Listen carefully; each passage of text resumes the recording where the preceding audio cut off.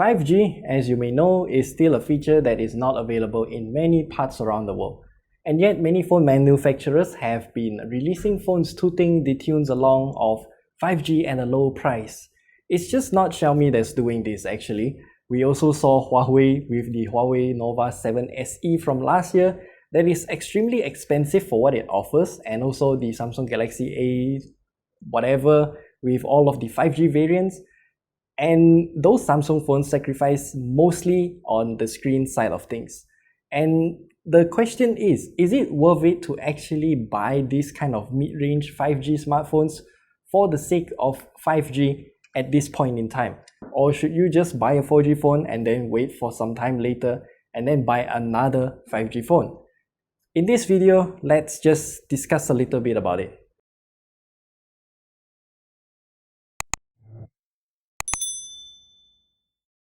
Now, this video is gonna be a bit different because I just want to pose this question to you guys. Will you guys actually buy a mid-range 5G smartphone right now just for the sake of 5G, but sacrifice on some other parts of the phone? So leave your comments down in the comment section below and I will read all of them. So right now, I'm just gonna share my opinion with you about this mid-range 5G smartphone situation. So last year, Huawei released the Huawei Nova 7 SE, and in that review, we said that the Huawei Nova 7 SE is way too expensive for what it has to offer, and you are literally paying most of the money just for 5G, which you can't use.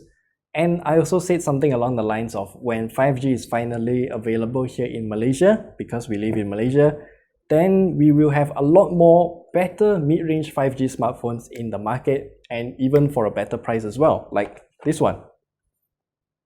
Samsung, on the other hand, is a bit weird when it comes to mid-range 5G smartphones. We have the Galaxy A32 5G and then the Galaxy A42 5G that was released late last year, I guess.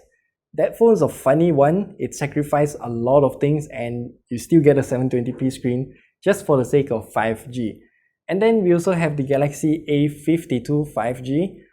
I don't know why we have the Galaxy A52 5G but not the Galaxy A72 5G. It's a weird situation, I don't know why. And then the brand new Galaxy A32 5G and also the Galaxy A32 4G, well, the differences is more than just however many G's is in the name. And of course, we also shouldn't forget about the Redmi Note 10 5G as well.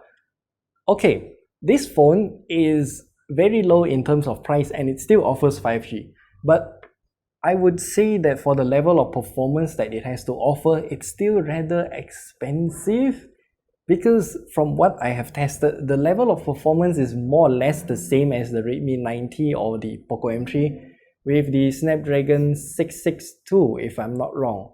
So those phones are at only 599 ringgit or something like that, and this one is at 799 ringgit, which is definitely a price premium over those two phones, but then again you get 5G and also a much better design in my opinion. Another sacrifice that you'll be making on the Redmi Note 10 5G is of course the cameras.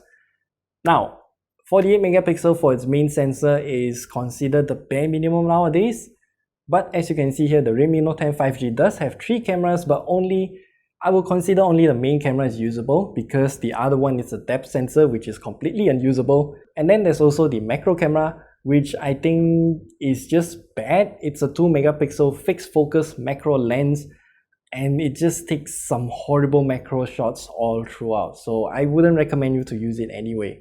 So is getting a mid-range 5G smartphone right now a viable option? Well, I don't think it is, but I'm not saying that it's not worth it at all. Well, it truly depends on where you live. If somehow 5G is affordable enough for you and it has good enough coverage for you to use day to day and you desperately need 5G for a phone, then yes, these mid-range 5G smartphones should be in your list. But if not, then the option for a mid-range 5G smartphone is not that viable. And I don't know when Malaysia's gonna have 5G, and yet we have a lot of smartphone brands promoting their mid-range 5G smartphones since last year. And I would also want to highlight that when 5G is available, it is not guaranteed that it's gonna have decent coverage or even at an affordable price. So when we do get 5G, it will also have to be affordable, and it will also need to have decent coverage for it to be, how do you say this? To be enticing enough for people to switch over to 5G. Because if it's expensive and the coverage is not good, who's gonna use it?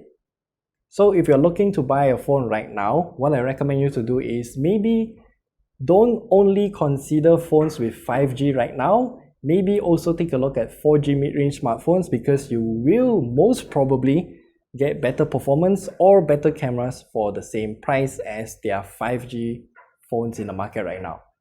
So that's it. That's all we have to share with you about this situation right now, and we'll see you guys in the next video.